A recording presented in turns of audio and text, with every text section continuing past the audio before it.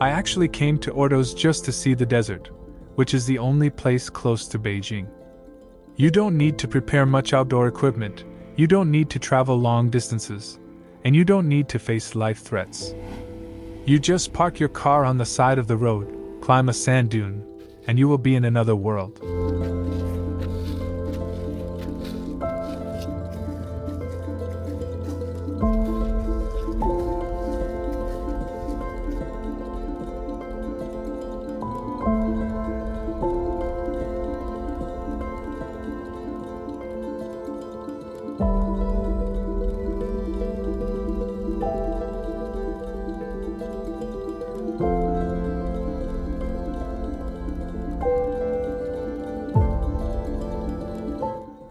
A long time ago, I thought Ordos was just a cashmere sweater brand, but if you asked me what else Ordos had, I had no idea. Later, I heard that the people here became wealthy and built houses like crazy. Later, I heard that the real estate here exploded. This is probably all the impressions that Ordos gave to outsiders. Of course, this was all more than 10 years ago. After experiencing so many ups and downs, what changes have taken place in Ordos, the city with the highest per capita GDP in China, and the people here?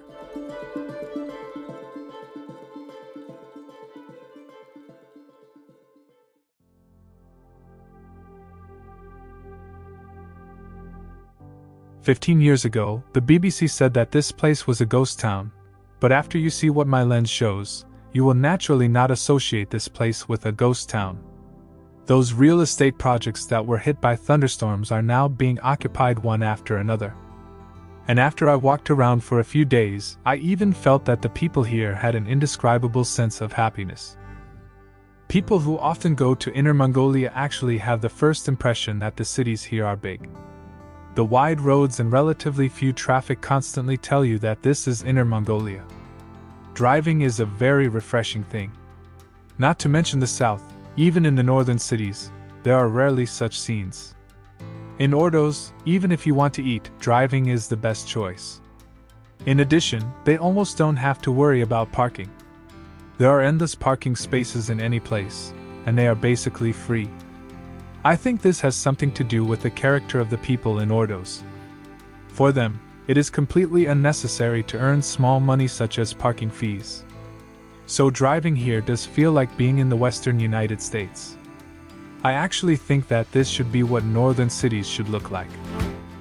Of course, there are indeed too many houses built here. Whether you are in Dongxing, Kangbashi or Yijinholyo, you can see all kinds of houses and communities of different heights.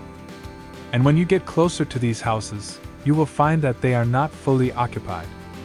Even at night, only a few households in a building have lights on, and many houses are still in a state of abandonment.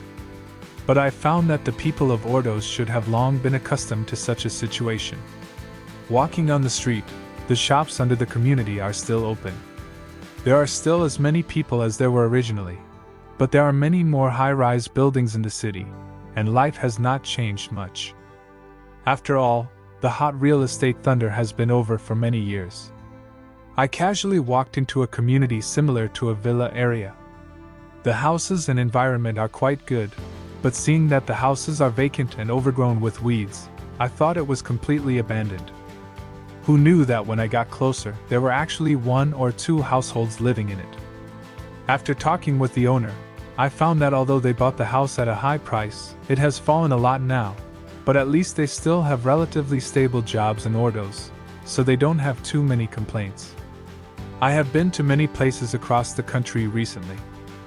I think the continuous decline of the real estate market may make many places that were previously crazy about building buildings but have no population support follow the footsteps of Ordos.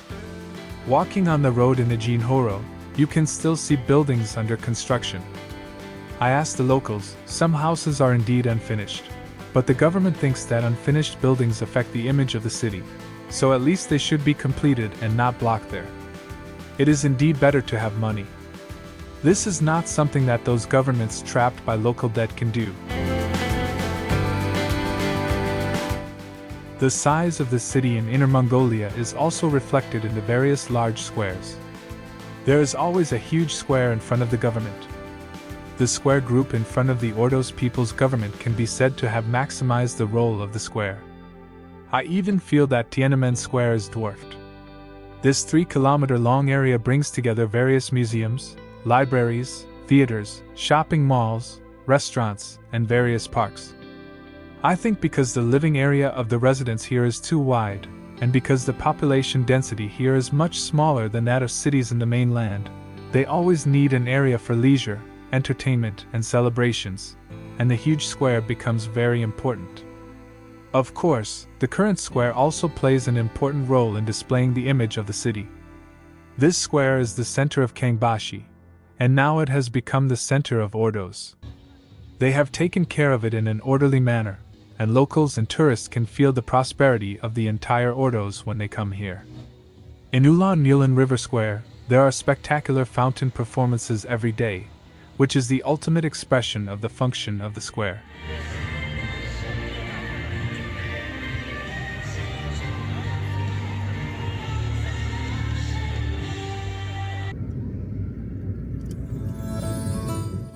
The size of the city in Inner Mongolia is also reflected in the various large squares. There is always a huge square in front of the government. The square group in front of the Ordos People's Government can be said to have maximized the role of the square. I even feel that Tiananmen Square is dwarfed. This 3-kilometer-long area brings together various museums, libraries, theaters, shopping malls, restaurants, and various parks. I think because the living area of the residents here is too wide, and because the population density here is much smaller than that of cities in the mainland, they always need an area for leisure, entertainment, and celebrations, and the huge square becomes very important. Of course, the current square also plays an important role in displaying the image of the city. This square is the center of Kangbashi, and now it has become the center of Ordos. They have taken care of it in an orderly manner, and locals and tourists can feel the prosperity of the entire Ordos when they come here. In Ulan Ulan River Square, there are spectacular fountain performances every day, which is the ultimate expression of the function of the square.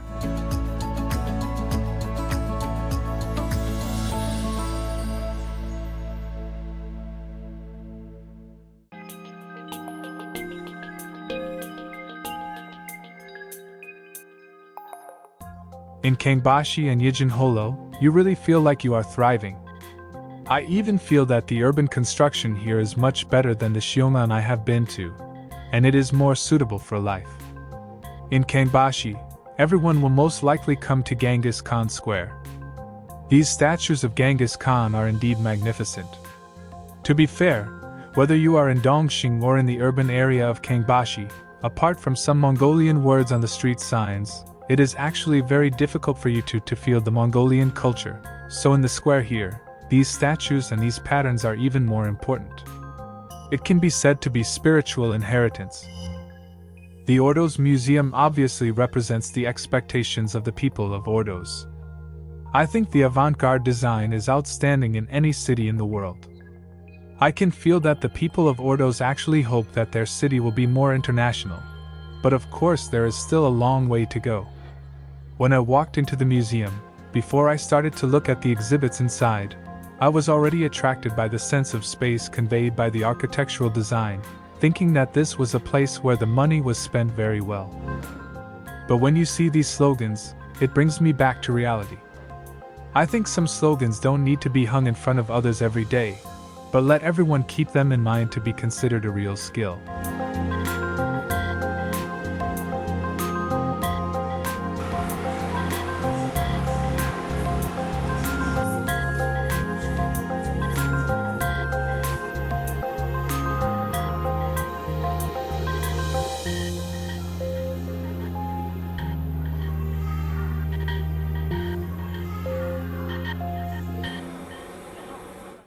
At this time, looking at the map of the vast Ordos, I was really at a loss as to where to go next. There were only houses here, and I was a little tired of it. Suddenly, I found a place on the map, called the Sandun Art Museum. I became interested when I heard the name. After all, everyone who watched my show knows that I don't reject beautiful things. I searched the internet, but couldn't find any information. All I found was the art museum in Orania, so I had to go and see it. When I arrived at this place, I heard that there used to be a sand dune here. Now there are really no sand dunes, and the greening is really good. This art museum is very uniquely designed, and it feels more advanced than the Ordos Museum. It is said that the exhibition inside costs 50, and seeing the area of this art museum, I decisively chose to walk around outside. This art museum is actually built according to my aesthetic point. Later, I looked up the information and found that it was built 17 years ago, which should have been built during the craziest period of Ordos. I'm not sure how much this building cost, but after all these years, even though the place has changed a lot, this museum doesn't seem outdated, and its design is still very online. I went around to the back and found that the back door was open, so I walked in without knowing it. I wonder if someone really spent 50 to come in and see the paintings.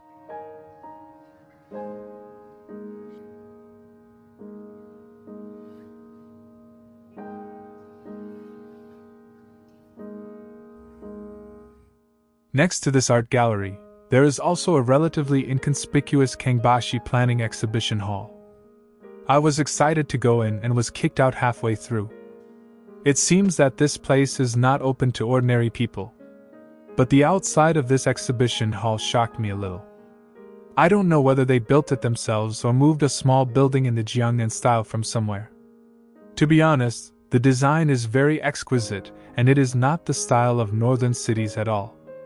At this time, I was immediately confused. What is the purpose of putting this kind of building that is completely not in the Inner Mongolian style outside an urban planning museum? I walked around the entire area here, and suddenly I had the visual sense of visiting a sales office. The exquisite design designed separately to attract potential buyers may be a form of publicity for the Kangbashi new district. Maybe they really hope that Kangbashi will have the same exquisite temperament as Jiangnan in the future?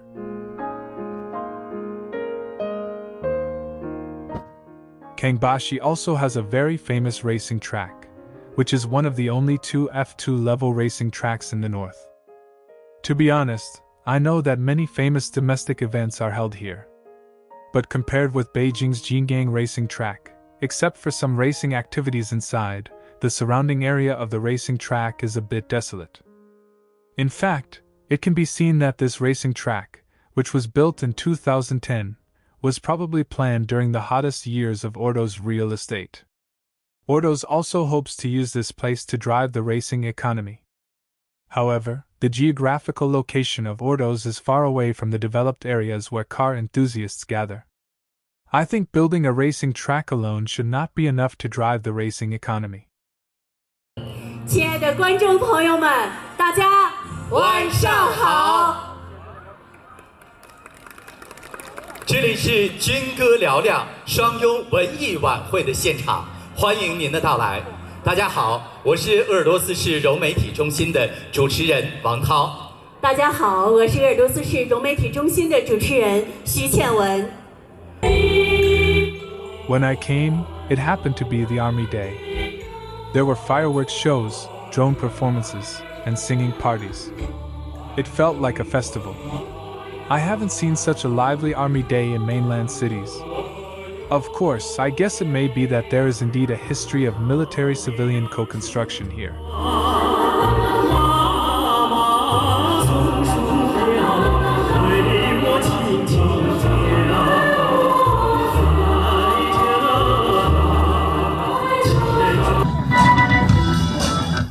Just when I was wondering if the people here celebrate every festival, I encountered their local drummer festival in the bronze square of Dongxing.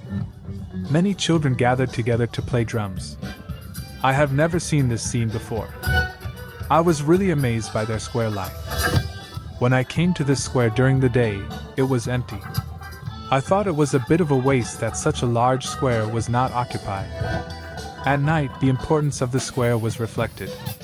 Street stalls, people enjoying the cool, everyone was enjoying their time in the square. I think in Ordos, people live too scattered, and the population density is not high. There is always a need for a square to satisfy everyone's social life, just like the parks in southern cities.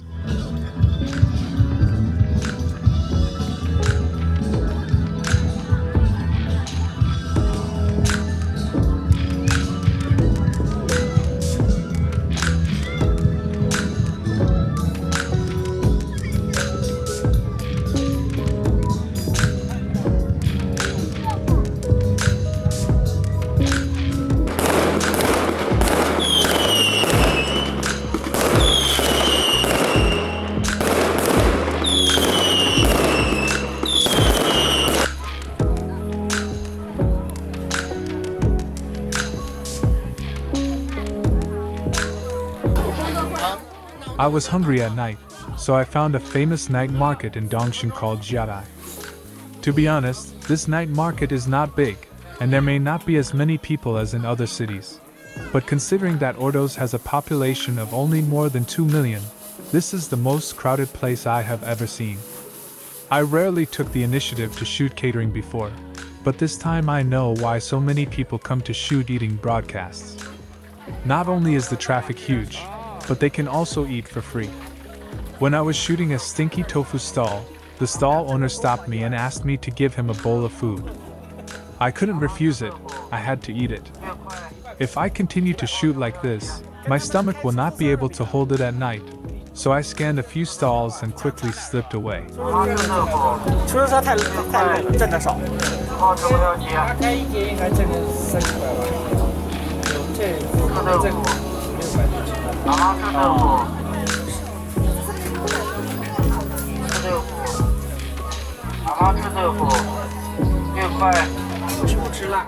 However, I saw a beautiful bartender on the side of the road. She took the bartending business outdoors. I am lonely and uninformed, but this is the first time I have seen it. This left a lot of money for the booth. Several drunk middle-aged greasy uncles surrounded the beauty to show their talents. At this time, I was really worried about the safety of this beauty.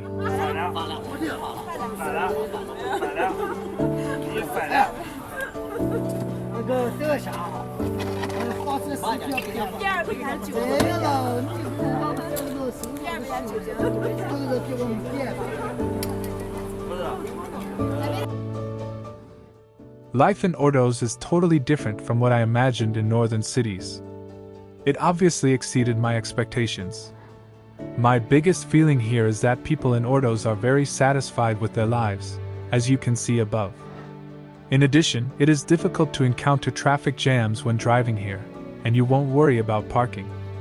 It is also convenient to eat and shop, and everyone speaks very peacefully. I went online and found that Ordos is one of the happiest prefecture-level cities in the country in 2023. It should be correct. I was very comfortable staying here for a few days. Of course, it is also related to the extremely cool summer here. Originally, I had no expectations for coming to Ordos. Sheep, coal, and earthiness are just the basis for survival in Ordos. It does not mean that this is a suitable place to live. But after I came here, I could really feel the power of money. Those wide roads and parks with lush plants, and those houses that have to be repaired even if no one lives there. But I believe that the people of Ordos know where the future of resource-based cities should go, so there are Kangbashi and Ajin Horo, so they will build such a beautiful Gangis Khan square and museum, so they will build an art gallery in the desert, and will also bring the exquisiteness of Jiangnan to the desert. I deeply feel that the people of Ordos just hope that this place will become another Dubai. I have also been to Las Vegas, and I probably know how a desert city can become a tourist destination. The problem is that the current Ordos is obviously far from their own expectations. Why? I think about it, some things really can't just be done with money, but only with openness. The openness I am talking about is not just the openness of the economy and the openness of the system, but the openness of the mind. Without such an open mind, how can you build countless buildings in a desert that attract people to worship? How can you create a tourist experience that people all over the world flock to? And how can you make people rush here to realize their dreams? Just like when I was intoxicated by the beautiful architecture in the Ordos Museum, I was finally brought back to reality by a row of red words. Sometimes our thoughts are also stuck in a claustrophobic space and cannot be released.